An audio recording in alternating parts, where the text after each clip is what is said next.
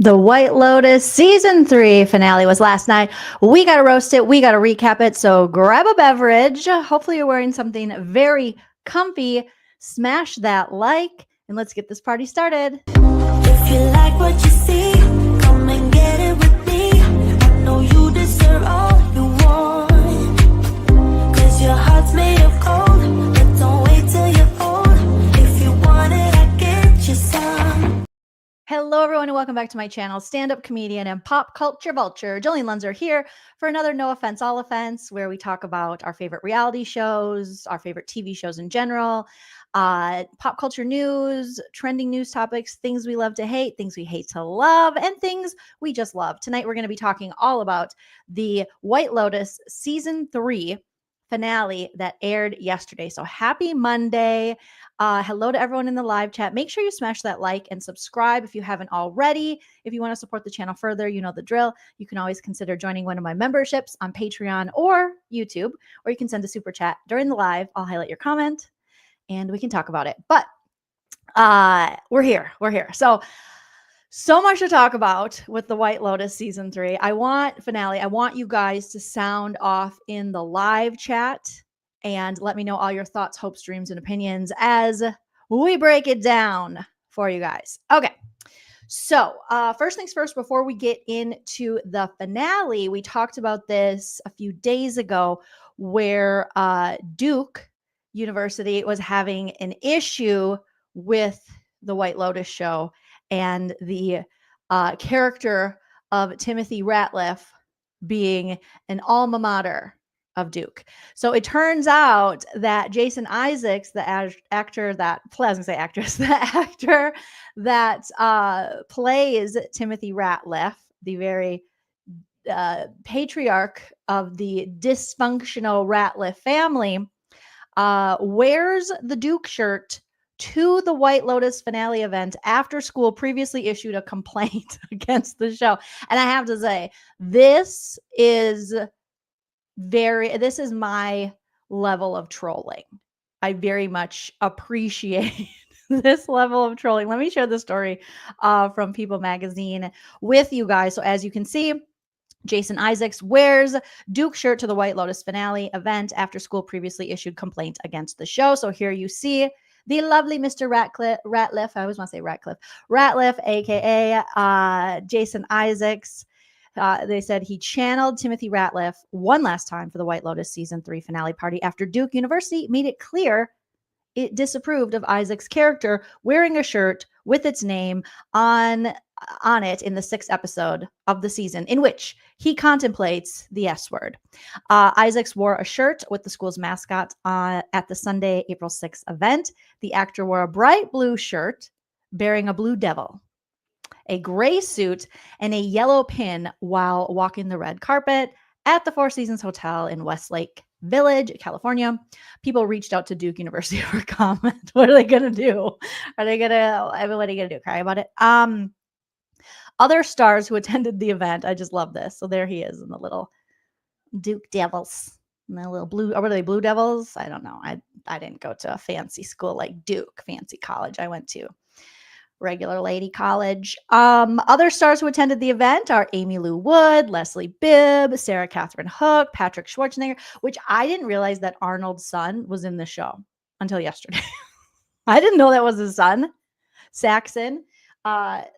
That's Arnold's son. I had no idea until after the finale when I was like, oh, that's Arnold Schwarzenegger's son? I had no idea. So Isaacs, according to People, Isaac's appearance on the red carpet wearing a shirt with Duke University's mascot comes weeks after his character wore a gray shirt with the school's name written in blue letters in Denials, the 6th episode of the season. In the show, Timothy and his son Saxon, played by Schwarzenegger, are Duke alumni. Regarding the wardrobe choice for his character, Frank Tramble, Duke's vice president of communications, marketing, and public affairs, told the New York Times, damn, they ratted him out to the New York Times, that the series was going too far with the character and that it does not reflect the values of who we are. Yeah, no shit. It's a fictional show. What? It's art. It's like my dad would say, it's an embellishment. What are you talking about? Of course, Duke doesn't it's fictional. He's not Timothy Ratliff isn't a real person. Does Duke know that? How can you be a big old fancy school and you're worried people are going to go, well, obviously that man that doesn't exist, that fake character must have learned all his horrible ways from going to Duke. Oh, Lord. So they're like, he went too far. Duke appreciates artistic expression and creative storytelling, but characters prominently wearing apparel wearing Duke's federally registered trademarks, okay, Karen, creates confusion and mistakenly suggests an endorsement or affiliation where none exists. Tramble's email statement continued. Oh my God, get a sense of humor, get a life. I didn't once look at, let me know in the chat. Did anyone look at this and go, well, that's obviously Duke is garbage because Timothy Ratliff is garbage. I hate Duke now. I didn't even think anything of it. I really didn't because I can separate fiction from reality. Not always, but sometimes. Okay. I know art imitates life and life imitates TV, according to Ani DeFranco, which is very true. But come on, this is ridiculous. He further added that the HBO series not only uses our brand without permission, get over yourself, but in our views, uses it on imagery that is troubling, does not reflect. At least the brothers didn't wear it when they were jacking each other off. I mean, there are positives to be seen from this. It's just the dad, while he's having ideations and murderous ideations of taking out his whole family. But what the incest would have been where I drew the line, like, okay, it's one thing it's a whole other thing to wear our shirt while you're going downtown Julie Brown on your own brother. Okay, that's just what I would say. But who am I? I'm just a dumb comedian. Okay, so while The White Lotus has already been renewed for season 4, and Mike White, writer and creator of The White Lotus, said he wants to kind of change the scenery, apparently. So we might not see The White Lotus anywhere near water, maybe. Maybe we'll see like a mountain retreat, snowy mountains. I think I would like to see that. Let me know in the chat if you guys are interested in that. You know what, just Kelly? That is a way better way to to refer to Patrick. I prefer to think of him as Maria Shriver's son. Me too. I had no idea you guys Maria Shriver's son was in this. Dana Marie says, how very Duke of them. For real. Does Duke not have a theater program? Obviously not. Obviously their theater is nothing offensive. Everything is very PC. Very good. All right. The Rando girl says Duke needs to send out some refunds or we just can't take their degree seriously anymore. Well, yeah, seriously, but hasn't Duke been involved in some like scandals? I think I would remember them for that more than I would their t-shirt being worn by a fictional character on a fictional television show. Right? I think of like a snowy place with like fireplaces and coziness for our murders. I think we need cozy murders for season 4 of The White Lotus. Plus, the cast had said filming in Thailand, it was so hot, apparently. And they were working, I think they filmed this in like 7 months or something. And it was in heat that would get up to, I think, 115 degrees. So just crazy. Maybe Greenland. Maybe JD Vance can talk to Greenland. See if he can get them in with Greenland or something. The Rando girl says people get offended when it hits too close to home. Ding, ding, ding, the Rando girl. He does look more like a Kennedy than like Arnold. He definitely does, Bonnie. Great point. So I just love that. Just Kelly was like, I prefer him as Maria Shriver's son. That's such a good point. I should have thought of that. What is wrong with me? So there will be a season 4. I think it's going to be someplace snowier, snow-capped mountains, white. All the coziness would be nice. So as for what fans can accept, creator, writer, and director Mike White teased on a recent episode of Unpacking the Episode on Max. For the 4th season, I want to get a little bit out of the crashing waves against the rocks, like we talked about, vernacular. But there's always room for more schmurders at the White Lotus hotels. I'm excited. I hope it doesn't take too long to film The White Lotus. I also have been hearing a lot of people talk about how Mike White mentioned maybe doing an all-star season of The White Lotus, which I think, and we'll get into it, is why none of the Ratliffs died in the finale. And some people are really mad about that. So put it in right there. The chat is the funniest part of being here. The best part about joining me for live is the chat. Totally. Yeah, at least they weren't wearing their jacket. I mean, that I just tend to find the upside. I'm just very positive, Leslie. All right, so we're going to get into this crazy finale. So if you haven't already, smash the like and let's talk about the finale of The White Lotus.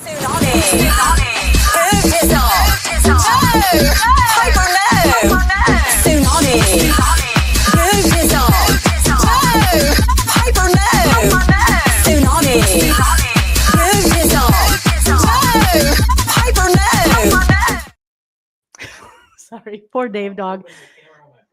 Well, I don't think anyone saw your butt. If you saw my husband's butt, you're welcome and sorry or something. Okay. Dave dog was my producers in training. You know, my 3 dogs and 2 kitties are sometimes they just, they do what they want. And Dave was chewing up old yearbooks I have stacked on these shelves. So that's nice. Tsunami. Okay, I gotta listen to that one more time because I didn't even get to appreciate it because I was too busy being like, no, Dave. Tsunami. No, Dave. No, don't cheer. Get my yearbooks. Tsunami.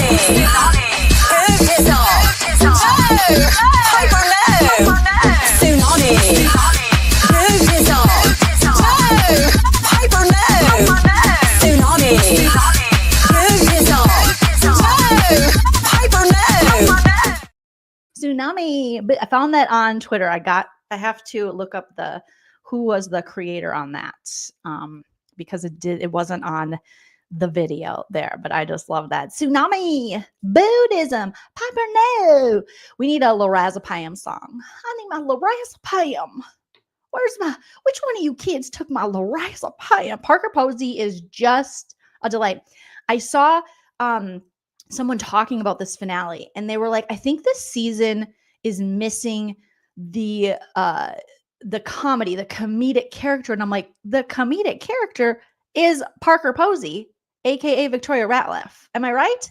I mean, she made me laugh many times this season. So obviously, Jennifer Coolidge was previously the comedic relief, the funniest character being Tanya, but Parker really held her own and she was her own funny character. So I felt like she was the comedic relief of the season, but some people were like, we hadn't have any comedy. I'm like, lorazepam. What are you talking about? We don't have any. Is that wine? Tim, didn't you have wine? Is that it, Tim? Have you ever heard of wine? What? There are several bottles of wine in the cabinet right behind you. I mean, yeah. Is that it, Tim? Have you ever heard of wine? There are several bottles of wine in the cabinet behind you. I don't know. Maybe that person was watching a different show, but I really thought, I was like, oh yeah, Parker is, Jesus Christ, the producers are trying to break back into the office. Every time the dogs and the cats will be chill, kind of. And the minute I go live, they're like, Wreck-It Ralph, right? Parker was so good. The lorazepam. I don't have any lorazepam. I'm just going to have to drink myself to sleep. Popper, no. Popper, no. All right, you guys. Right, FBJ. Yes. And fucking Bowie Jane and Parker do share the same cell of cry. They're both so fun. That's why sometimes I screw up their accents. So Parker Posey was amazing. Okay. Let's get into it. So this episode, Amor Fati, which is Latin. It's a Latin phrase that means love of fate. And I just knew, you guys, okay, we're going to kind of just jump around with our thoughts and feelings. Put yours in the comment section, please, or the live chat. I just knew Chelsea was going to die. I just knew it. And I was mad the whole episode because here's the deal. All right, let's break down the Chelsea and Rick relationship. And I hated it. Okay. And it is like that, unfortunately, that classic tale of a woman trying to, save this guy. You have this young woman with her whole life ahead of you. She's wonderful, beautiful, evolved, and she's just spiritual and all the good stuff. And she basically spends the entire season trying to fix this damaged 50-year-old man. And no shade to the actor who plays Rick. He did great. The character itself, so interesting. Seen this version of men before in real life. And it's so frustrating to watch Chelsea give up everything in this like Romeo and Juliet type want of codependency, and I'm going to fix him. And the minute he called her an idiot or something, the name, I was like, I'm done. I'm done with Rick and Chelsea's relationship. However, I get it, the show, whatever. But my frustration in watching Chelsea really show unconditional, wonderful love to this man who's like, and he's damaged, and we're all damaged, and everyone has trauma, and he's trying to, avenge his alleged father's death.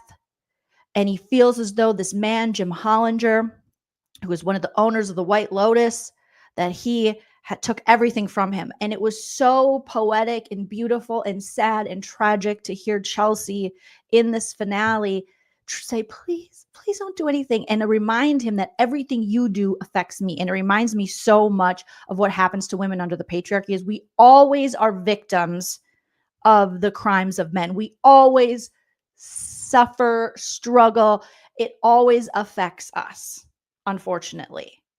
And so to see her, be like, please don't, Rick. And you have all this, I know, don't focus on the love you didn't get, focus on the love you have now. And I'm like, oh, Chelsea, you're just too good for this world. You're too wonderful.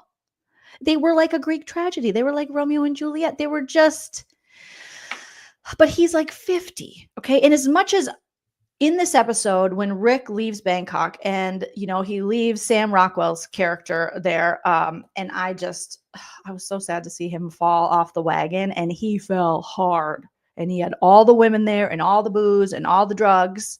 And I'm like, oh, go back to Buddhism. So I was so happy to see at the end that Frank, Sam Rockwell's character, was, back, it seemed like, praying and back to hopefully on the straight and narrow, because it was Rick. It was Rick. I mean, it's, as a sober person, it's always you. But Rick didn't do his friend Frank any favors by getting him involved in the Jim Hollinger of it all, where, Frank just fell off so far. And what a wonderful performance by Sam Rockwell. But after he comes back, I see him leave, and, he doesn't cheat on her. And I'm like, okay, good. And I find myself cheering for Rick, like, way to go. And I'm like, that's the bare minimum, because he didn't bang one of the ladies in Bangkok. I'm giving him credit. And then he comes back, and we have that moment where Chelsea's on the beach and she's talking to Saxon, because, Saxon read most of one of the books that she sent him, or that she gave him to read to kind of enlighten him. And he was like, yeah, I must finish that. I went to Duke. And you're like, gross. And then they're talking, and Chelsea's just so loyal to Rick. And then she sees him appear on the beach. He's like, I gotta go. So he leaves Bangkok and he appears on the beach, and Chelsea runs to him like, I want to run to you. Ooh. And they hug, and you see Saxon just watching. And I'm like, yeah, bro, that's what you get. Like, you're not worth it. But unfortunately, in a lot of ways, Rick isn't. And I know deep down, and I know Rick loves her, but he doesn't have the skills. He's not healed enough to show her or give her the love she deserves. So she's just the whole like fighting. And you think, okay, maybe this will be the time that Rick and Chelsea can have their happy ending. She's waited this long. And this just goes to prove, don't wait for your happy ending, because we cannot fix these dudes like Rick. And so they're about to have, and if the guy doesn't ruin it, fate will ruin it. The universe will ruin it. They're about to have their happy ending. Rick, she's like, a weight's lift off you, Rick. It's a weight lift off you. You got over, you met Jim Hollinger. You didn't hit him. This is great. And then sure enough, here comes crotchety old loser Jim Hollinger comes back to the White Lotus. First of all, why didn't Rick and Chelsea leave the White Lotus immediately? After what happened, Rick should have been on the horn and been like, yo, Chelsea, we got to go. We got to get out of here. Okay. This man just fell off his chair. I confronted him. He knows now we lied to his wife. I'm not a Hollywood person. We got to leave their resort. Get out of there now. I'll meet you somewhere that's not the fucking White Lotus. So sure enough, Jim's back with his wife, and he runs into Rick at the buffet for the last morning, the last breakfast at the White Lotus.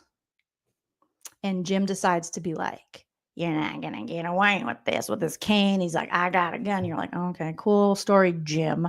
And then he calls Rick's mom. I knew she was a slut, and she was a drunk, but I didn't know she was dumb or a liar or something.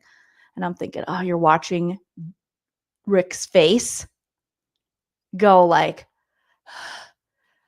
what? You call my mother a drunk slut idiot? And I'm like, oh God, men have killed for less. Oh, here we go. And he's off the wagon. Okay. He's back on. I'm going to get Jim. And that's when he goes back to the table with Chelsea. And she's like, Rick, no, don't do it, Rick. Come on. Why can't you focus on the love you have rather than the love you don't have? And then he's like, I gotta go. Meet me over here. This is just, I can't. Even the fictional character of Rick, I'm just like, I'm exhausted. I gotta go. That is your lady. That is your partner. Tell her where you're going.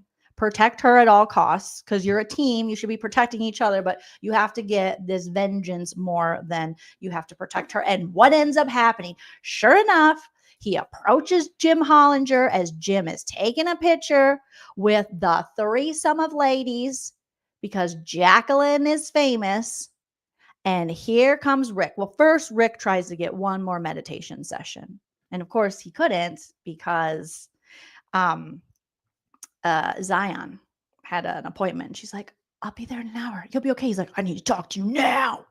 And she's like, I can't, Rick, just wait. But waiting was horrible. So as he sees then Jim taking a picture with Jacqueline and his wife, and you have the weird manager guy taking the picture, and then Rick walks over. He's like, hey, and he grabs his GUN, bam, bam, bang, bang. He says, whatever he says to him, I forget the line. And then as Jim Hollinger is like dying in his arms or in his wife's arms, the owner of the White Lotus, his wife says, he is your father. He just told me. And I'm like, Jim couldn't have led with that. He had to go insult Rick and say, your mother's a drunk, your mother's a slut, your mother's a liar. Rather than go, hey, buddy, I know you came to my house after some thought. Thank you for not hurting me. P.S. I'm actually your dad. Do you think we could talk? You think we could talk or hug or meditate? You own a wellness spa. You handled this horribly. So then Rick is like, what? Yeah, he's like, you killed my father. And they boom, boom. And then she goes, he was your father, you idiot. He just told me. And I'm like, oh. And, I think that has been a theory that a lot of people had, like, oh, Jim might be Rick, I am your father. So there's Jim passing away in his wife's arms, and then Rick's got to be on the run now because Tweedledee and Tweedledum, the bodyguards are after him. And so he's running, but guess who gets caught in the crossfire? Our beautiful Queen Chelsea, the loveliest, the purest, who deserves the world. He's like, oh no. And then she's like bleeding, like, Rick, she just wanted to have a nice breakfast, head home, be together forever. They have this moment for the first time, which is crazy because I don't know how long they've been together, but that she's like, I think we're going to be together forever, Rick. And he's like, yep, that's the plan. And she's like, like even that small morsel, she took it as like, oh my God, my heart is so full. And I'm like, only to be caught in the crossfire because her boyfriend doesn't know how to process his trauma and he only knows how to bleed out on her. I think we're going to be together forever, don't you? That's the plan. Look at her. She's like, oh. And she was so happy with just that morsel. Ladies, we must ask for more. Even in our fictional characters, we must ask for more. So then he picks her up and carries her. I don't know where he was going, or if he was going to sacrifice himself then, or if he thought he'd get, he's like, help, help. And she's done so. And he's carrying her. And that's when we get guy talk. Okay. So guy talk, I was like, I didn't want guy talk to kill anybody, because guy talk, probably in the whole series, him and Chelsea were like the most true to themselves and like pure good characters. And I guess that's subjective, but you could see them both. I mean, Chelsea just wanted to save Rick, and Guy Talk wanted to be with Mook. He wanted to have a good life, but he also wanted to be true to himself, and he didn't want to give in to this idea that he has to be violent or this tough guy. Like he's a nice, kind person. And so he goes on the date with Mook, and when he tells Mook, oh, hey, I don't think I'm going to do this security guard thing anymore. It's not really my thing. She's like, oh, then you have to start over. Oh my God, then you won't be a tough guy. Then you won't have a gun. Then you can't be the owner of the White Lotus's, personal bodyguard. Don't you want to fight someone? I'm like, what is her obsession with her gentleman friend being this like violent animal? Why does she want that? And so, he's processing those feelings like, oh, so when he asked her out again, she's like, I'll think about it. I have to wait until you're ready to murder someone. I don't know about you, but that is a green flag for me. If I would, I'm married now, but if my husband, if I met him and he's like, yeah, I just like beating people up and I just want to murder everybody, I'd be like, oh, that's a red flag.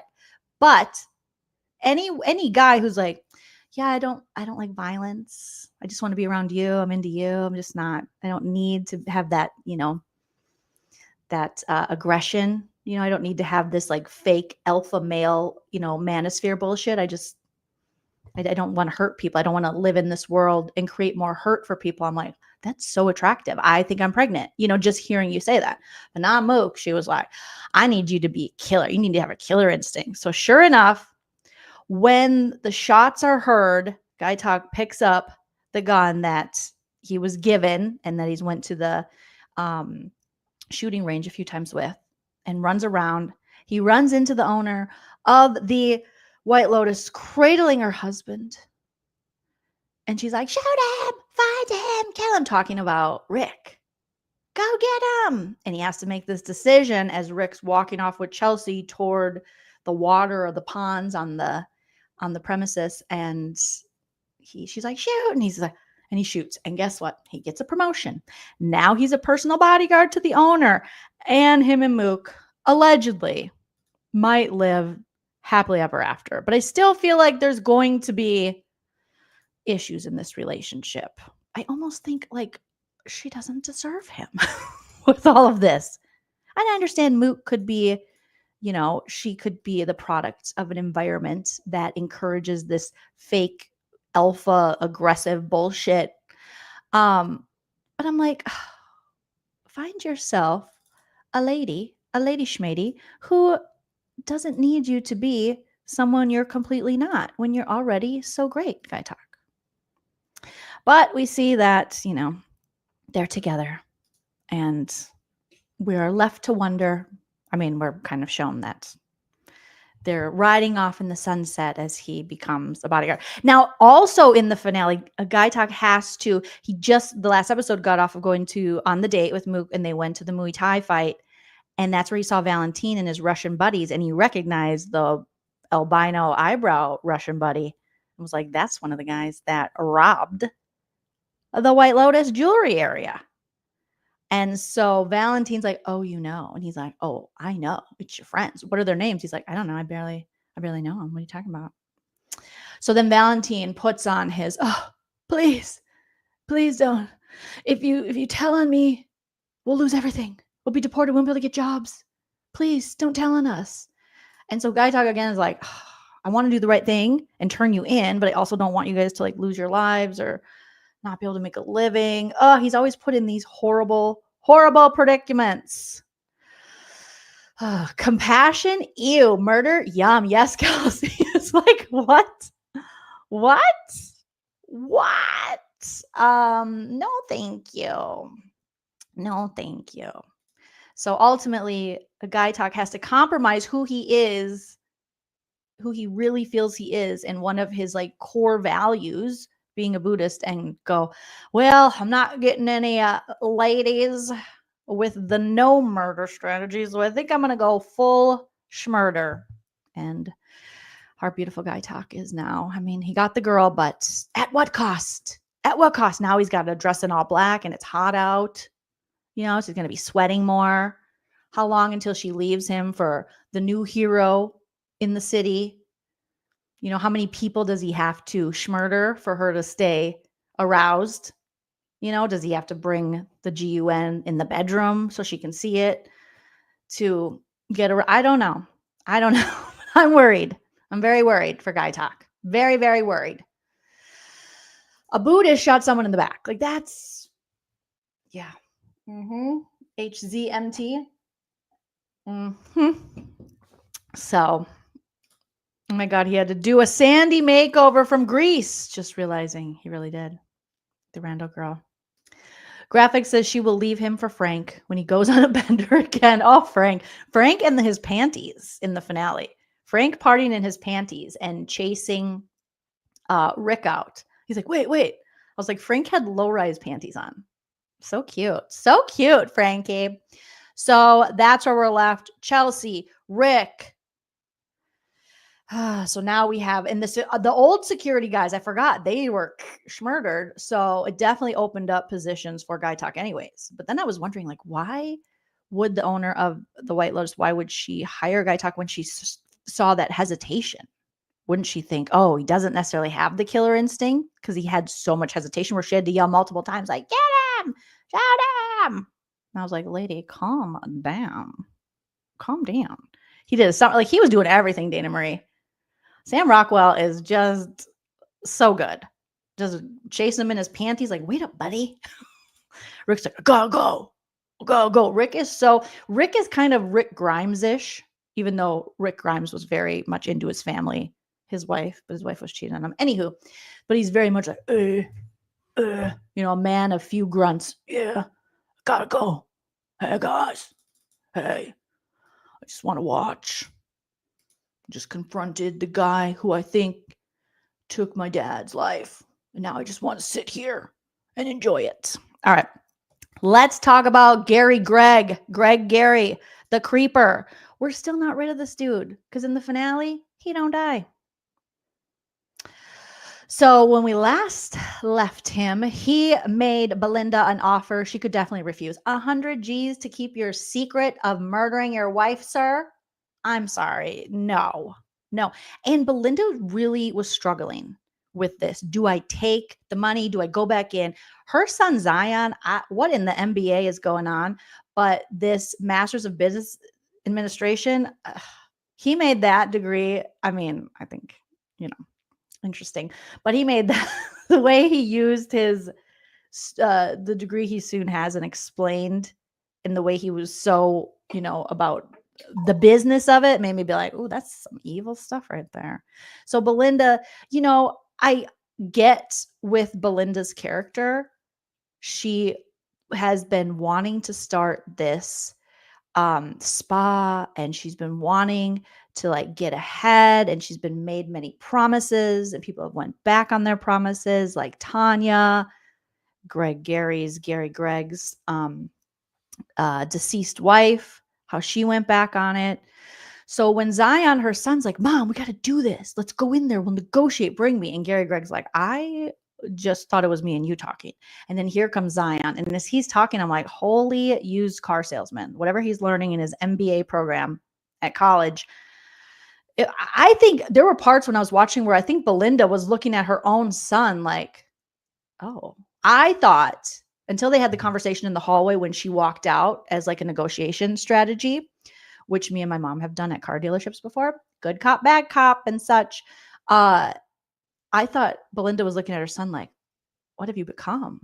Because Belinda seemed to be, her character as someone who just very much didn't seem that you could buy her out. Didn't seem like you could buy, she would want justice. Like she was the type of person where her integrity, it wasn't for sale. But I guess everyone's got a price. And ultimately, Zion's trying to make this deal. And Greg Gary's like, okay. And Belinda walks away like, Mom, she's like, you go back in there and you tell him. Because he asked for $5 million, which I'll give Zion some credit.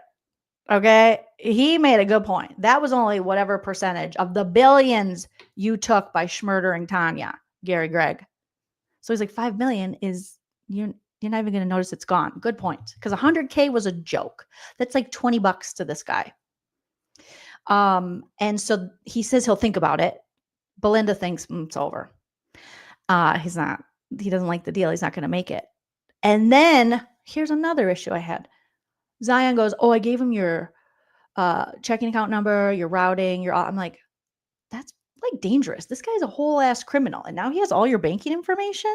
I feel like he could easily scam you. I feel like he could give you the money and then identity theft you and get it back. I don't know. I might have not wanted that direct deposit. Also, isn't the bank going to ask, you just got this huge transfer for $5 million. What's going on here? Aren't there like money laundering and then you have to pay taxes on certain amounts of money? Like everything over, I don't know, $10,000, $20,000. More people can, like, what did you get? Can they ask that? I have so many questions. I'm going to need a financial advisor to answer me this because I thought that's going to be weird. That's going to have a red flag. I have worked in banking in the past, never really in financial, but under the umbrella of a financial institution. And even we had to go through a little bit of training, even though I wasn't dealing with money at all, of if somebody, deposits this much or does this, that sets off alarms. Find out. We went through money laundering courses and stuff. So, right? Thank you. I'm not the only one. Love that T24. But I was like, Mike White should have thought of this a little bit more. Because now I'm out of, there was a few times in the finale that I was out of the show, out of that world, like trying to think logically. And this was one of the times, and we'll talk about the other times, but where I'm like, just 5 million right off the bat, and no one's going to ask any questions. It's not going to set up, a red flag, the FBI, CIA, I don't know, financial something. No one's going to, what? So that was a little, right? No digital trail, please. I need analog. Cashier's check or something so she could break it up and decide. I don't know. That just seemed, it's not ideal all around how you're going to get this money. Being in Thailand, and if you get cash, then you're seen taking all this cash and through airport and customs. And then with a cashier's check, you still got to find a way to deposit. If you make it for 5 million, it's like, So no matter what, it's going to look kind of sus, Bonnie said. It isn't Greg wanted for Tanya's schmurder? Yeah, but he is freely using her funds. Lots of holes.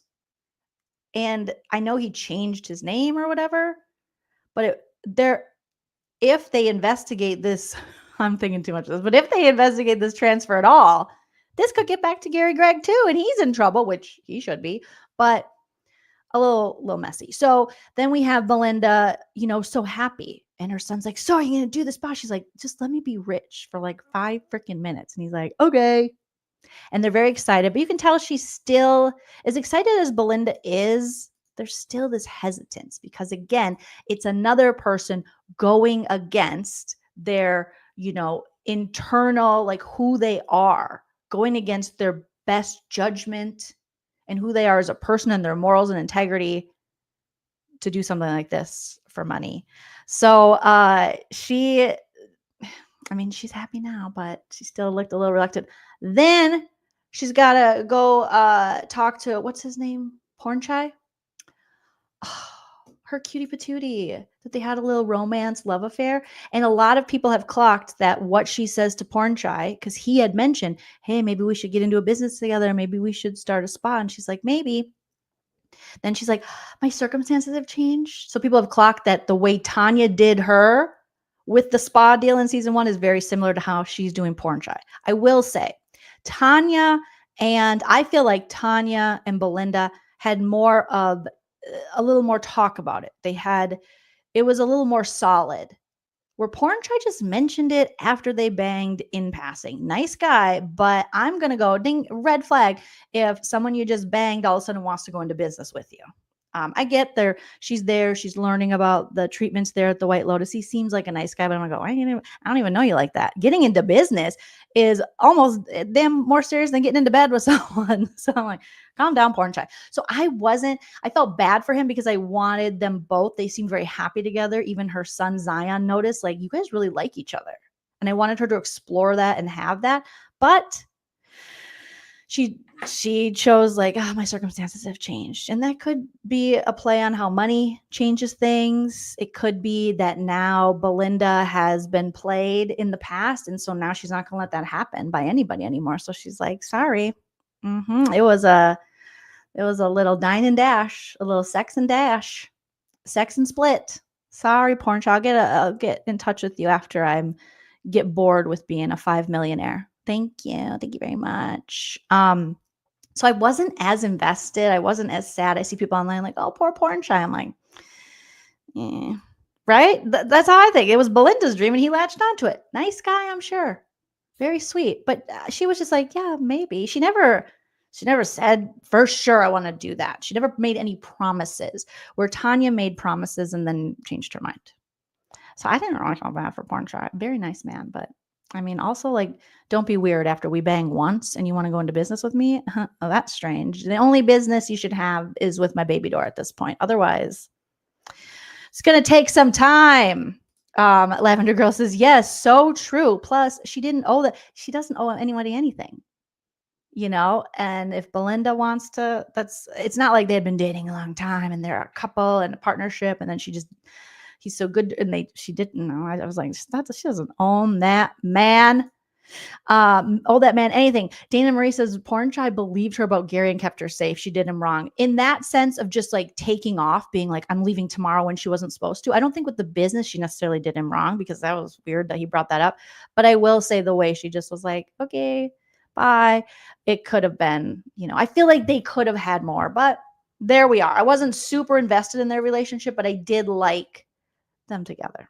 So I don't know, but it was very much like mirroring exactly what, not exactly, but similar to what Tanya did. And you see Belinda, her frustration with like getting, seeing her dreams through and needing the money for it, needing the backing, having to rely on other people. And now this money's been transferred over to her. And she's like, oh, okay, I can do anything. That is another good. She did only know him a week. I mean, that's. Yeah. So I think if she could have just left him a nice note, a nice Hallmark card. Hey, thanks for believing me. Hashtag believe all women. Also, thanks for protecting me in my villa and for the bone. Appreciate it. Love ya as a friend. Bye.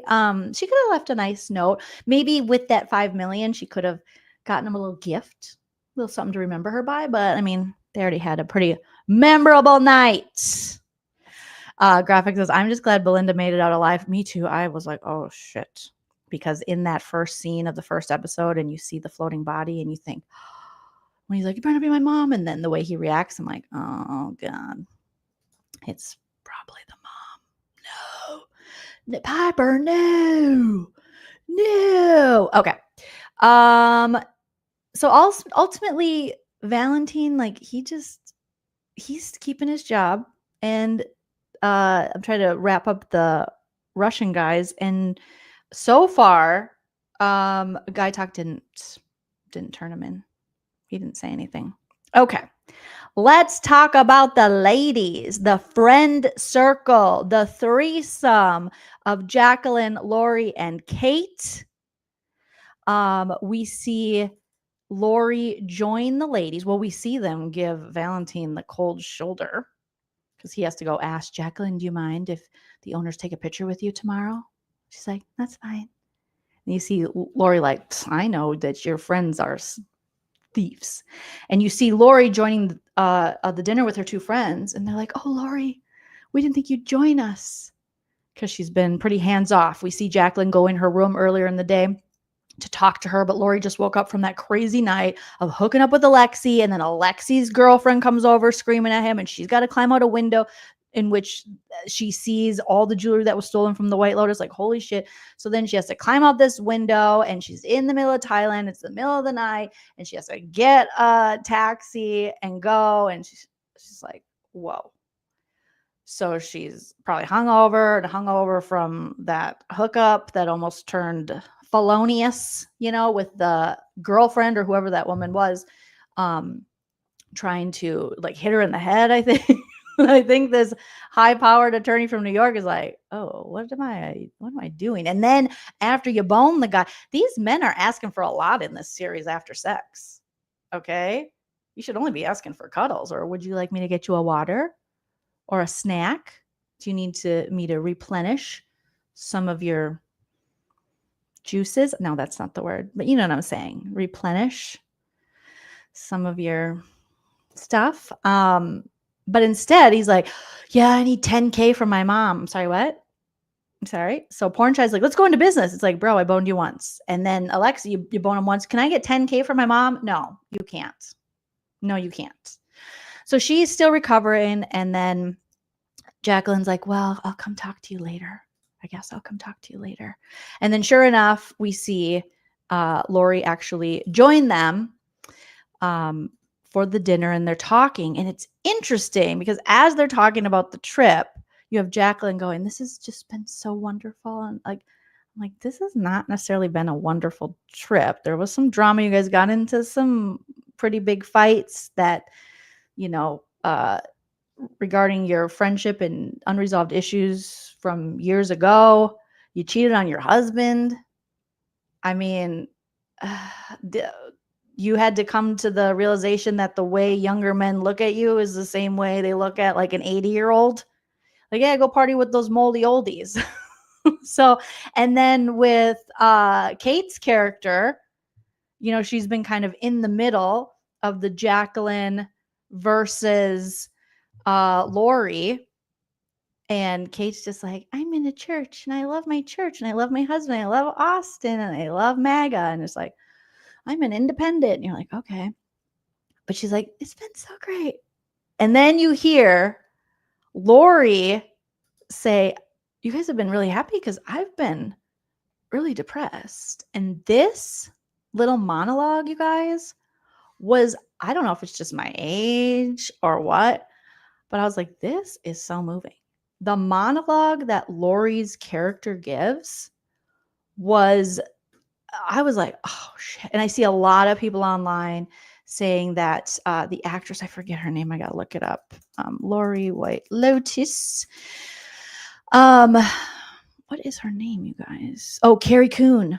Oh, she's wonderful. I was rooting for her in this friend group the whole time. I feel like as far as the three of them go, she was the most real and dealing with real shit and wanting to call stuff out. But in the end, she kind of gives in to like, this is what it is. I'm just happy to be at the table.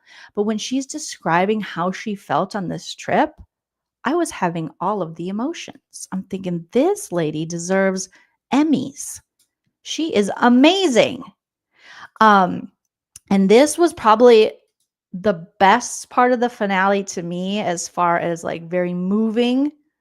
And what she was saying, I was like, oh, so let's just listen to it because I uploaded it here. Hopefully they don't strike me or anything. But I just thought, this is really, there's like parts that I understand. There's also parts that I don't understand regarding, her decision and what she was saying in her experience. But let's take a listen to it. And you guys sound off in the chat and let me know what you think. Okay, let me share it here.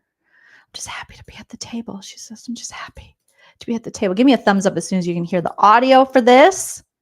Let's listen to Lori just pour her heart out to her friends. Oh no. Oh no, Popper, no. It won't let me go full screen, Popper. Let's see. Let me try it like this. There we go. Okay.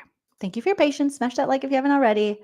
Let's take a listen and let me know your feelings on this. Okay, Carrie Coon, wonderful actress. Let's listen. I have no belief system. I've had a lot of them, but work was my religion for forever, but I definitely lost my belief there. And then I tried love, and that was just a painful religion, just made everything worse. And then even for me, just like being a mother, that didn't save me either. But I had this epiphany today.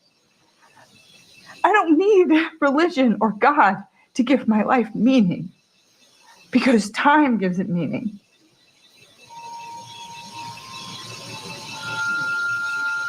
We started this life together. We're going through it apart, but we're still together. And I look at you guys and it feels meaningful. And I can't explain it, but even when we're just sitting around the pool talking about whatever and name shit, it still feels very fucking deep.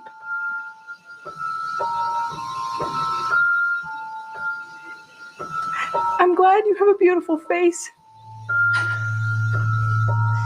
That part was funny too. And I'm glad that you have a beautiful life.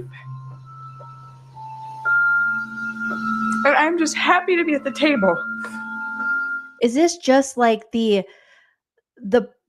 people who actually aren't in denial or superficial or believing, people who don't know they're in the matrix? Is this just our plight for the rest of our lives? We just have to be like, I guess I'm just glad to be here. I guess coming to that realization that these people they'll know you forever because they've known you, or they'll know you in a way that you can never explain. And I understand her pulling in as you get older, you find that you have to like justify your life. You have to justify your decisions. And you're trying to make sense of things. When you're younger, it's like you're growing and you're moving. And then there becomes a certain point, like midlife maybe of your life, where you start slowing down a tad in that like constant push, because so many of the things you thought when you were younger were going to drive you and feed you and give you the purpose and the meaning don't. So that I could relate to, where the things that I found important at 25 or 35, I don't find as important at 45. And I probably won't even find what I think is important at 45 at 55, because we're ever evolving humans and progress and all of that. So there's just so much sadness in this monologue of having to give in to this inevitability that this is your life. This is who you've chose to be with. I have to find the good in this. But there's just something so heartbreaking and so gut-wrenching as she explains that. And then to look over at her superficial friend, Jacqueline, and go, I love that you have a beautiful face. And then tell Kate, and I love that you have a wonderful life, or whatever, that you love your life. I'm just happy to be at the table. Because without people, we feel we have no purpose. So if we all want to feel like we belong. We all want to feel that our time on this earth has meant something. But it just was so tragic, I think. So Witnesses, I agree about bringing back Jennifer Coolidge. I only watched the first one, though, where she's like, just kidding, I'm alive. But they leave her in the dust. But I feel like it's on this superficial level of where this woman and what she says, I feel like she is at a point in her life where she is willing to peel back the onion. She has peeled back the onion. She's not living. She's done living under the facade of, of I'm so successful, I'm going to get this, or my marriage is so great, or being a mother is so great, or my life. She doesn't need to front. And so she's the only in this threesome, the only real honest character. That's what she cried out to Jacqueline. Like, Jacqueline, just be honest. You banged him. And Jacqueline's like, oh, I did not. What? And they look at her like, oh God, she's got one of them kids that hits, and she's not going to make partner at the law firm. And she lives in New York, and there's not even backyards for the kids. But she, to me, was the most real, the most relatable, the most heartbreaking character when she says, I have no belief system, because both Jacqueline and Kate have things they can fall back on or use for, like, I have this, therefore I'm great. you know, like I have a young, hot husband and I am hot and I am an actress. So I am great. When really you're insecure, you're sad, you're aging, the relevancy of women in society and especially in Hollywood, unfortunately diminishes as we naturally, or we just get older. Ew, gross. And then you have Kate's character is like, I have the church and I have this certain political party and my husband and Texas and family values and such. And that's what keeps me going. And really, Lori can see through both of them and see you're not happy because here you are cheating on your spouse out here and you can't get a hold of him for a couple of days and you're just assuming he's cheating on you. And then you have Lori or you have Kate who she's like, you went against who you are as a person. And now you're like in this church, which that was never your thing. And now you're an independent, which that was never your thing. But you've just had to meld yourself into this, group or this area that you're in and take up all of their ethics and principles and stuff. And you seem kind of like the Stepford wife version of yourself. That's what I was going to have. But when she just says it, I just love, it's probably the neurodivergent ADHD in me or the Aquarius or the sober person in me. But I love when someone will just lay their shit on the table, when someone is vulnerable and raw. There is nothing I hate more than, especially when you're friends, like surface level bullshit conversations. I can have those with anybody. I want to know my friends. Like I want to have these conversations, and have fun and stuff, obviously. But I think some of those conversations are fun. But if I feel as though we can't be real with each other, I can't grow with you. I can't do nothing. I don't even want to really be around you. So hearing her say, I was like, oh yes. 99% says I never wanted someone to be unalive more than that demon twinkle. Oh my gosh. Bonnie says, so they're still separate from Lori. Like they hear, like it's been this, she's that middle. It's like that triangle friendship we were talking about. When there's three, for some reason, there's always one who feels left out.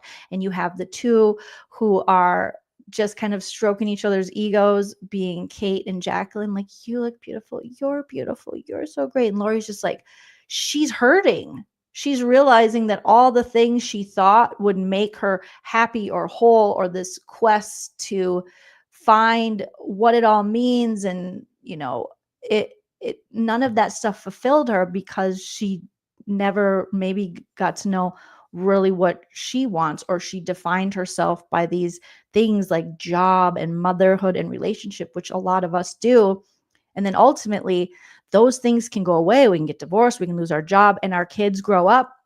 And you hear a lot of parents and mothers talking about not knowing maybe their purpose anymore when the kids leave, and feeling lonely and questioning it all because you put so much of your time into these things. I think we as women are expected to put so much of our time into not only our careers, but our family and our husbands or our wives. It's like you have to.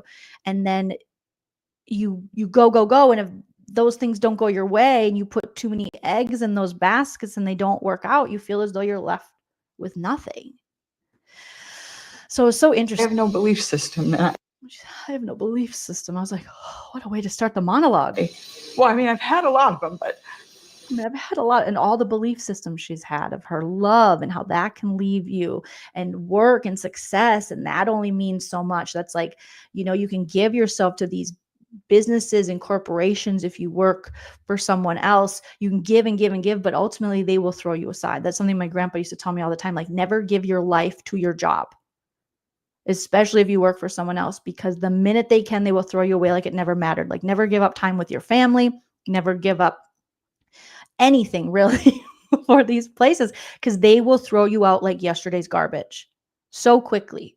They'll make you believe you're more than who you are. They'll make you believe you're more than a number, but in the end, we are all just a number to these companies, these corporations. So never let them take more, with at all. My grandpa was like, because they will fucking throw you out. I mean, work was my religion for forever, but I definitely lost my belief there. And then And then I tried love, and that was just a painful religion, just made everything worse. And then even for me, just like being a mother, that didn't There's something so relatable in Lori. I'm just in love with her. save me either. But I had this epiphany today. I don't need religion or God to give my life meaning. I was like, yes, so far, yes, go get it. Tell them. Because time gives it meaning. That's so simple yet so profound, because time gives it meaning. Because ultimately, that's the one thing we can't stop from happening. Now you can be dead, but time it will always go on.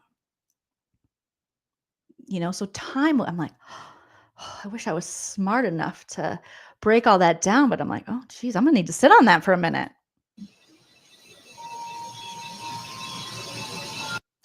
And I love Kate is like, what do you mean? What do you mean? You should join my church. We started this life together. And I thought that was really beautiful, because you think that whether it's with your siblings or old friends, you have certain old friends that you did start the life together. And there's something about getting older and kind of craving those things, those commonalities. I find myself, my head going to places they never went before, of like old friendships and old times, and looking at it with more rose-colored glasses and kind of yearning for an understanding of it, and also that feeling, and kind of wanting. I don't know if that's just nostalgia with age or time, as they say, but I do find myself, before I was like, go, move forward. I'm going, like, I live in a different state. And now there's so much more of me that's like my old friendships, of groups that I still keep in somewhat contact with, but some friends I haven't seen back in Minnesota for years. And I'm like, I miss her. I miss that. I'm kind of looking at things, taking the time now for some reason to see these things and go, oh, I remember that. I mean, a friend of mine called me recently and told me that someone I very casually dated in my early 20s passed away. And it just, this flood, I should say, of memories came to me that I haven't thought about forever. And we were just, her and I, we don't get to talk a lot because she's back in Minnesota and I'm here, and she's got like a family and she's busy and I'm busy. And so it's just, we're in different worlds now. But I was like, I miss her. I love her. And then all these memories of these things we had done, because we would do things as a group, as we were like, she was casually dating one of his friends. I was casually dating him. We were young. We didn't know what we were doing. We were just crazy and partying and having fun. And so we were just texting, remember this, remember that. And I'm trying to remember that person that I had such a small amount of time on this earth to experience, and how his life went in a totally different direction than I thought it would, than I ever perceived or hoped for him to go, to where he passed away tragically at like 46 years old. And just those like kids, those innocent kids with the, I'm getting like choked up. It's so weird. But if you know, where you're just like, oh shit. Time is weird and it's fast, and everything your parents and your grandparents told you about how you blink and it's done. And you're like, how did I get here? And all these things, you can't possibly think about all the memories of your past and your past experience all the time, because you're just moving forward, and we're kind of encouraged in society, keep going, keep going, keep going. But then when you stop and you think and you reflect, and you're like, oh, and you remember those times, and you remember them with a fondness, and you've probably rewritten some of the history to be a little fonder, possibly, but it's strange. So when Lori's giving this, maybe it's just with the recent experience of that, but I was like, oh, time is not renewable, and everyone's life goes in a different direction. You just assume that all the people in your past are the people that, were just there for a moment or a time or a season or a reason, that they will go off and live beautiful lives, and you don't think much of it. And then when you find out that that's not for everyone, or even for most, and that a lot of people go on and have a lot of hardship and difficulty, and then they're gone. And it's weird, because you only know them and your memories from this time when everything seemed, I mean, at the time it was a big deal, but looking back, it seemed so much more innocent, and you just had all this time, and you had all these things to look forward to. Who will we be? What will we be? And then all of a sudden you look back and you're like, that's what they were, and now they're done, and now they're gone. And it's weird. It's very weird. So I always have understood why people search for like meaning and religion and faith and spirituality, because I think in a lot of ways it helps so many people. I mean, obviously with organized religion, there's a lot of issues there, but I don't know. Maybe I'm overthinking it, but I can't help it. Erica says it's actually the most unlikable cast I've watched in a long time. Did not root for anyone. I mean, yeah. I'd vote for any Vanderpump cast member versus a White Lotus character, Erica says, if they were real people. Just all around awful. Yeah, and I don't feel I only knew this person for such a small amount of time. But what I knew of this person was kind and silly and not serious and a little jealous and just kind of, not a care in the world. So, I mean, not care, but just very much into like party today.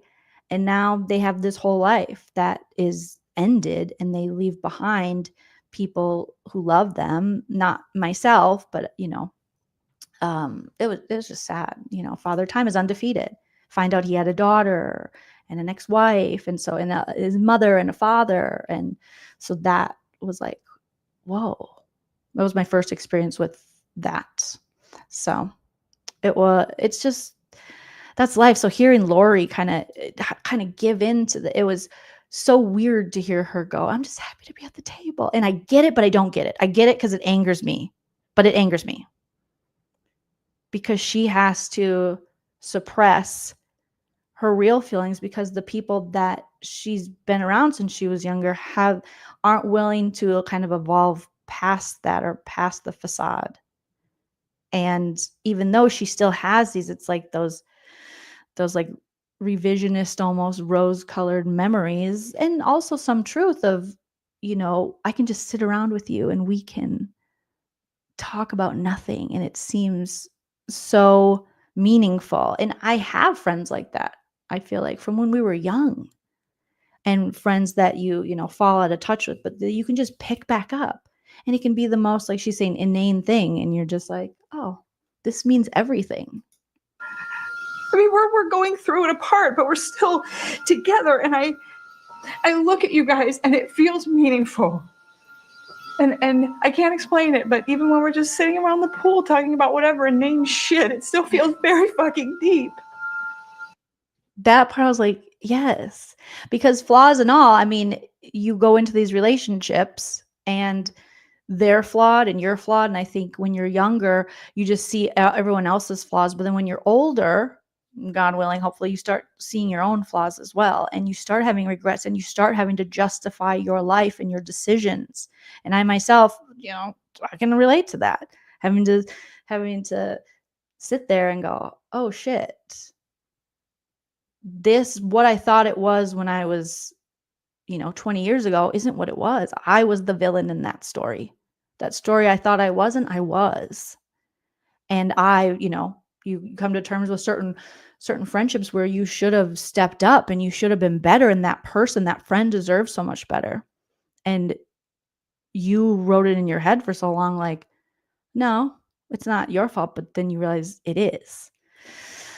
So, but then you just, that kind of camaraderie, that nostalgia, that feeling as you get older, that pulls you back to your youth and those who you knew when you were young. It's like that song that lady who gave the commencement speech at colleges. It came out in like 1999 or something. It was like, wear sunscreen. And I think there was a line in it about that, about how the older you get, the more you crave those people you knew back in the day,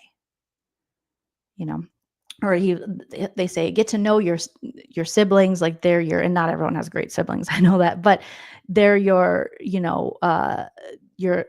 gateway to the past, and they're the people most likely to stick by you in the future or something. And I always thought that song was so beautiful, but I was listening to it at like 1920. So I'm like, that's like forever. Now I'm 45, like, holy shit, that song really made something.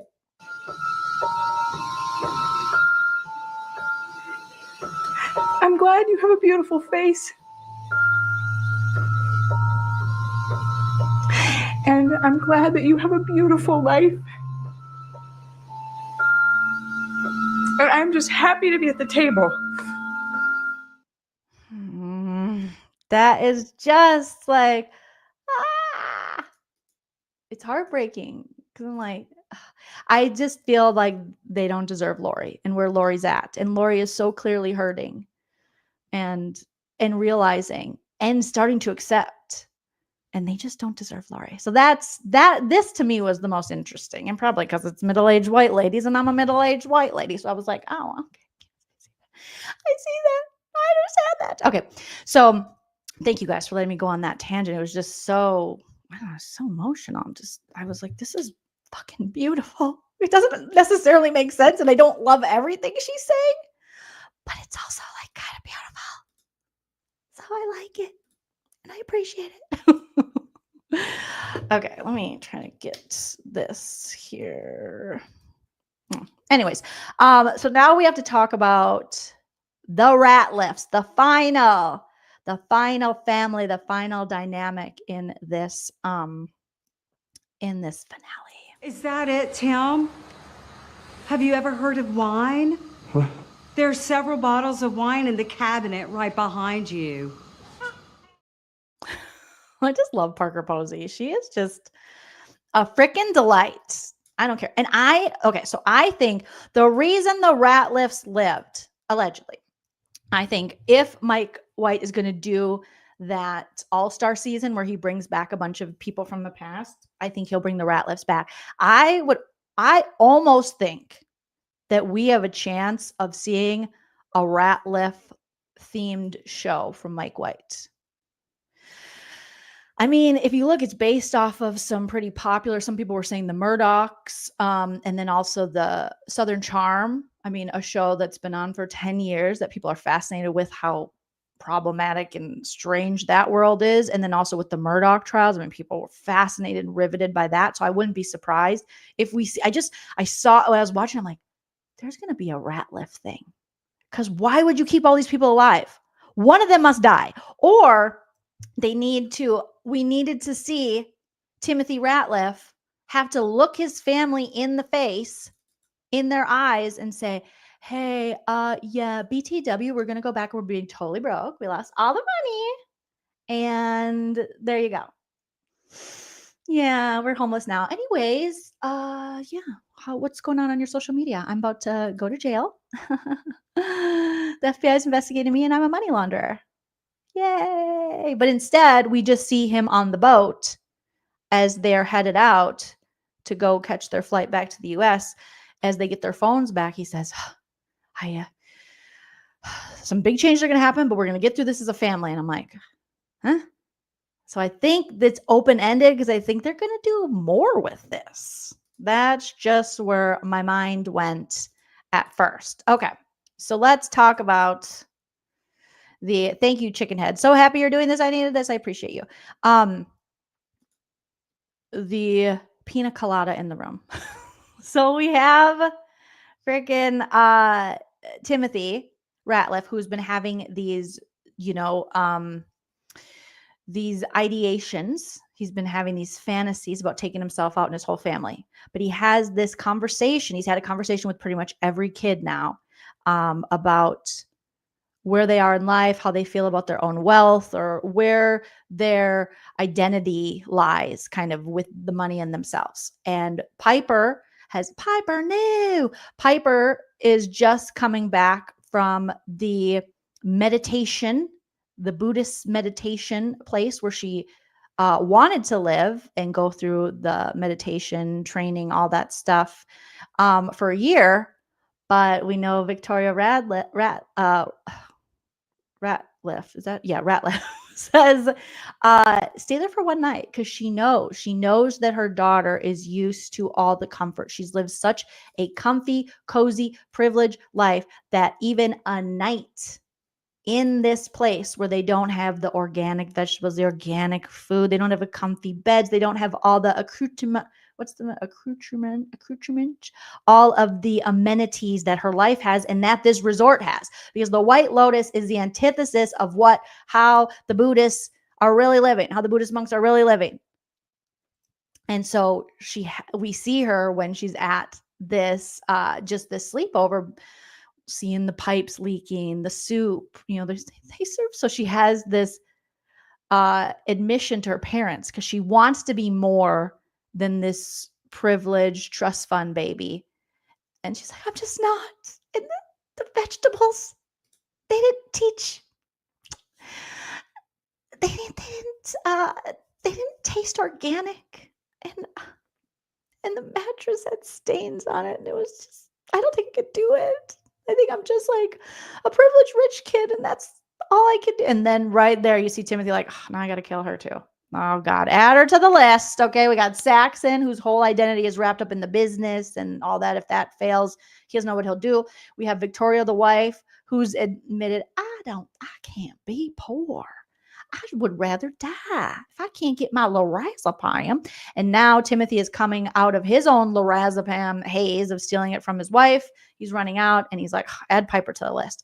But then he has a conversation with his son Lachlan, and Lachlan is the youngest jerk off brother, and Lachlan is the most pure of the Ratliffs. He's the people pleaser. He's the kind of just mirrors and melds to whatever people around him. He just wants that acceptance. He wants to please people so much so that his old brother. And when he confronts Saxon, who doesn't want to talk to him because now they both have the memory of the threesome and the brother jack off.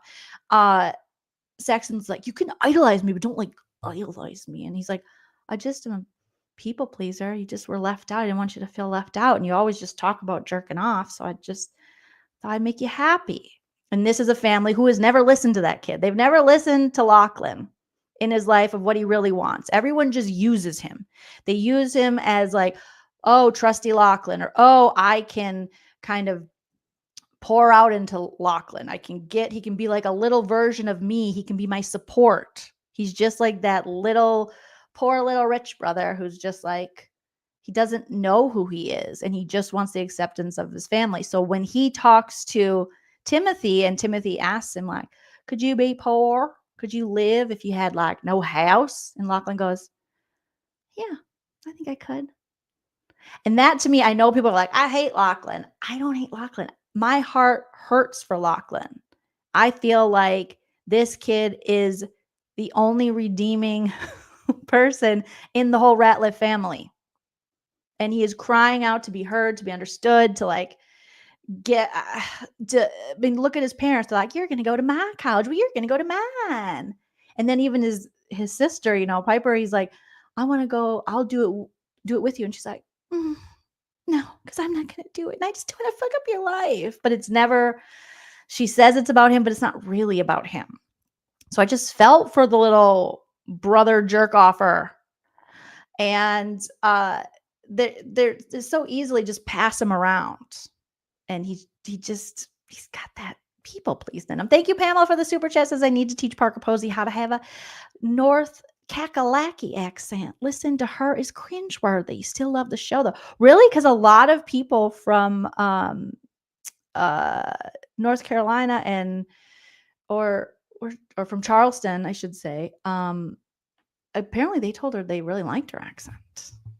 And Piper's character was likable. She's so like Victoria's amazing, but Victoria is not a great person. You can tell. She's like, we need to, because when Piper's opening up, like, yeah, she's like, there's nothing wrong. She's so happy that her daughter can't make it in the, Buddhist monasteries, that she's like, the meditation thing. She's like, oh yeah, it's okay because we have more wealth than anybody.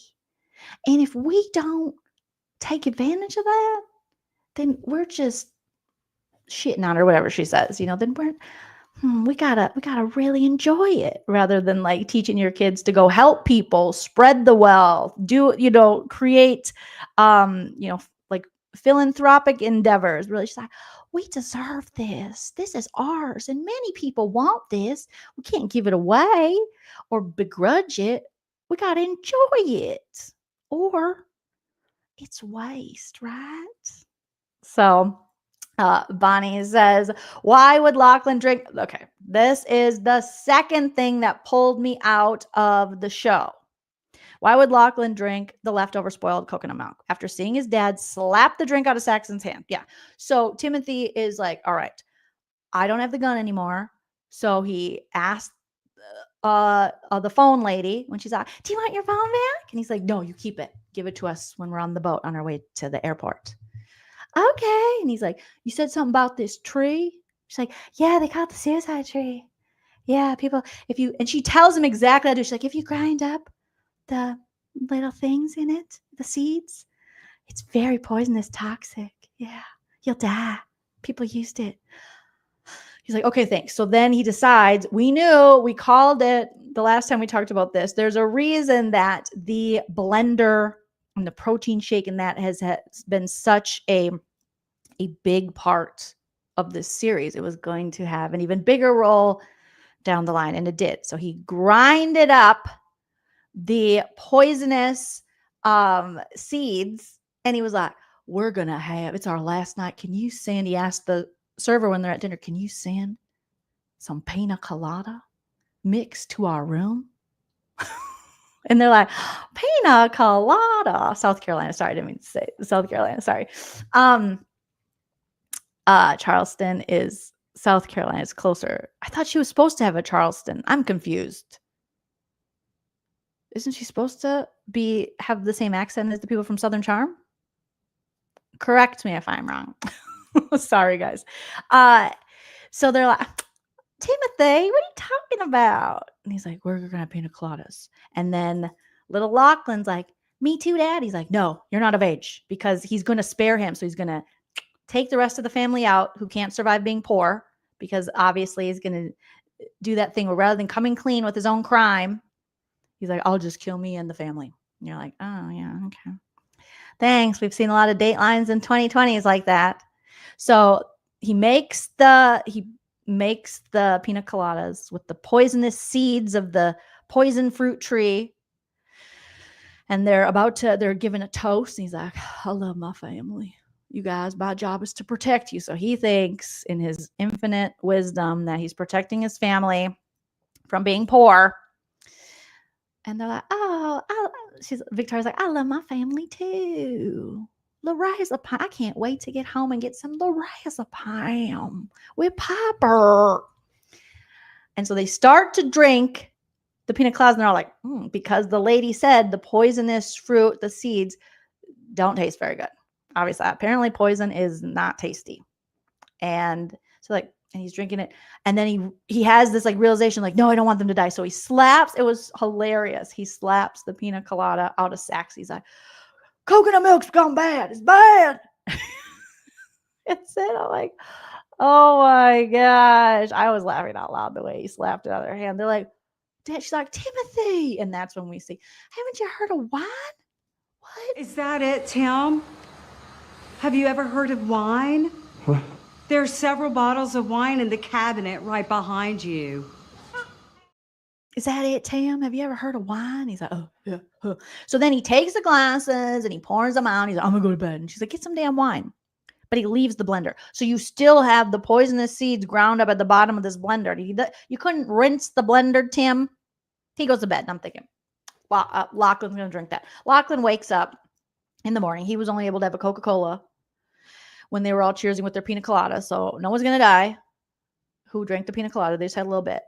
And then Lachlan's awake. Everyone's getting ready for breakfast. And he finds the old ass blender, dirty blend. I don't care how young you are. I don't care how much you want a little buzz. You are not going. No one's going to use that. I was trying to see if I could justify why Lachlan would not even rinse out the blender, knowing that Last night they were like, the coconut milk's bad. Why he wouldn't at least give it a little rinsey-roo. Instead, he picks it up and he's like, okay, well, whatever. And he just adds a little protein powder and he adds a little water. He doesn't even add ice. So it's room temperature, old ass pina colada mix and spoiled coconut milk because he doesn't know that there's, poison in it. And it looked so nasty. Let me see if I have a picture of it here. I was like, this part is not believable. I don't believe that this kid who comes from privilege, I mean, he does jack off his brother. So I guess he's not going to be your average, or maybe he is, rich kid. But I'm like, he wouldn't do that, right? He's not going to just pick up the old dirty blender and not at least rinse it off and make himself a fresh protein shake with the leftover spoiled coconut milk. It was nasty, you guys. That pulled me right out of watching the show. And I was like, okay, now I am not in this world. I'm now thinking, who would do that? Yes, who would even drink that protein shake starving, right? Yes, this is why I came on. He said, right? I get he's a teenage boy and teenage boys, are gross and stuff. But even this was like a little too much. I'm just like, what? Even a little rinsey-roo, a rinsey-poo. And I know he's a people pleaser. He wants to drink the protein shake and because his brother thinks he should get buff and he's, trying to be please his brother and stuff. But I was just like, no, no, that was too much. So then, of course, the family's leaving. They're like, Lockie, come on. He's like, I don't feel so good. He's outside by the pool. They're like, Lockie, I'll meet you there. I'm like, no one can wait for the kid who's still in high school to say, hey, let's go. He's got to catch up. But this is kind of the story of Lachlan's life is he's there, but he's not, they don't pay attention to him like that. He's like an accessory to all of them and their lives and their wants and all the things. So then he's like, ugh, and he's throwing up and I'm thinking, oh, and he dies. He basically dies. You guys, I think I know where I put that. I put those screenshots, hopefully. And he sees God. He sees the Buddhas. He sees what the Buddhist who Piper was going to study under meditation, what he says when Timothy asked him, what happens when you die? And he's like, well, you start off in life and you jut up like a particle of water. And then eventually, you come from a larger mass body of water and you're just a little sprinkle up in the sky, jutting up. And then when you die, you just go back into the water. And so we see Lachlan having, seeing himself underwater, trying to get to the top. And there's 4 people up there. So we're thinking, oh, is that the Ratliffs? But no, it's the monks. Or who he's like, it's God. And so we think he's dead. And then lo and behold, here comes Daddy Ratliff. Timothy's like, Lock. He sees someone drank from the blender, the dirty blender. You couldn't have rinsed it out, Tim. And he runs out there. He's like, Lockie. And Lockie's just in this on the ground dead. He saw the Lord. He sees the water, the ripples going up and going back into the water. Exactly what the Buddhist monk said happens when you die happened as he died and came back allegedly when Timothy was like, wake up, Locke, get up. Oh. And it would have been, obviously pretty poetic and crazy because, this is the one kid, the one person in the family, Timothy Ratliff, wanted to live and he would be the one to die. But they saved him. And I think I was happy. I'll be honest, I was happy. I did not want Lachlan to die. I'm sure lots of people here did. I didn't. He's a kid. He's in high school. This family has not treated him well. And I want him to live on. Some could argue he's just going to become an asshole like the rest of his family. And maybe he'd be better off because how do you ever live with knowing you jerked off your brother? But I was happy that he was alive. I was like, you got to live. You got to live. But some people are saying the Ratliffs seem to come off unscathed when everyone else is losing their life and losing. You have the Gary Greggs and the Ratliffs who get to just go on and not die. I like the monk's words too. I really liked that scene when he was explaining what happens when you die and anxiety and all the things he was sharing. Pamela says, Jolene, you do a better. I don't think I do it better than Parker at all. But I think she is just amazing when she does it. Bonnie says, but thank you. Bonnie says, better if he went with Jesus. That would have moved Ratliff's storyline forward. Oh, yeah. Yeah. Kate Lee says, I think he was pissed off that he wasn't able to drink the night before and was being opportunistic. It's something I would have done. That's a good point, because when you do have like teenagers who will be like, even if it's like a warm old beer, you're like, what's the big deal? They won't let me drink. And you take a sip. I mean, I drank Stroh's beer when I was young. I drank Hams. Like I drank Zima. Like I drank Sunny D and vodka. Would party in high school. They were like, who's got the vodka? Who's got the Sunny D, Guy Rose, like, and the worst vodka, like Grey Wolf or Kharkov or something, just cheap and didn't care. So that could be too. That he's like, hey, maybe I'll get a little buzz. However, he went out when they did the threesome with Chloe, when he went out with Chloe and his brother and Chelsea, and he drank and he had some little droogies. So it's like he knows what it tastes like, that when it doesn't sit out. But yeah, because even as a young person, you're like, is there some beer? And it's like warm and nasty, and you're like, whatever. And the concoctions you put together to mix, like Snapple and vodka. I think we put vodka in everything. Ugh, nasty. Nasty, nasty, nasty. Lady J says, well, Tim is going to prison and they will be poor. You're right, Lady J. I guess I just wanted to see it. That's an excellent point. He's going to prison. However, I was thinking when they got their phones back, I'm like, what if somehow he got out of it? We see that happen all the time for like rich white people getting out of their white collar crimes, you know? But it seemed like a pretty done deal because the other guy came forward. Anyways, but yeah, he does. We know that they're going home to that. So maybe Mike White, when writing it, was thinking they're already losing everything. So I don't think they have to lose a loved one, because they've lost something that means more to them than even losing each other. Their money, their status, their comfort, their privilege. Erica says, you should tell some, I bet. You should tell some, I bet. I've been there 3 times and saw stuff. Bonnie says, yeah, good memories. Graphic says, I wish we could have ended on a soundbite of Saxon seeing a message. That's what I thought when he first looked at his phone and he looked at his dad. His dad's like, wait. I'm thinking, Saxon, if he works at the company and he's the father or the son, his dad runs the company, you would think his phone would be blowing up. Like, where's your dad? Saxon, we're in trouble. The FBI are here. We're getting raided. Pipe. Oh, Rando girl. Yes. Piper, no. Piper, because Piper's gonna have to figure out something. She says she can't live poor. So Randall girl says Piper comes back next season with an old bald guy because she was putting. Are you Mike White? Because that is what he should do. Because as she was telling these girls, you gotta find yourself a Timothy. You don't have to be with these old white guys, these old guys, the bald guys. That is.